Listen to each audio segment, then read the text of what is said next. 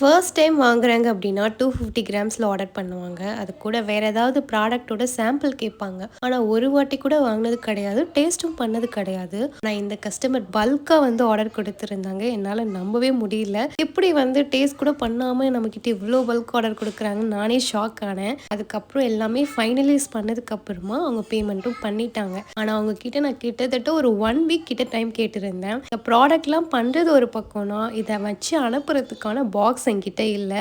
So அதனால் அதை search பண்ணி வாங்கணும் சிஸ். அதனால் உங்களுக்கு 1 வீக் கிட்ட வந்து டைம் வேணும் அப்படின்னேன். ஒன்றும் பிரச்சனை இல்லை, நீங்கள் பொறுமையாகவே அனுப்புங்க.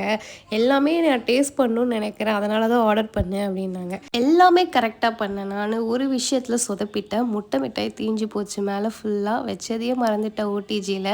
அப்புறம் அவங்க கிட்ட சொன்னதும் ஒன்றும் பிரச்சனை இல்லை, நெக்ஸ்ட் டைம் அனுப்புங்க, கூடவே ப்ளம் கேக்கும் சேர்த்து அனுப்புங்க அப்படின்னாங்க. ஓகேன்னு. ஆனால் இன்னி வரைக்கும் நான் சென்ட் பண்ணலை. நடுவில் வந்து பாப்பாவுக்கு உடம்பு சரியில்லாதனால பொறுமையாக பண்ணுங்க. நான் பாய்.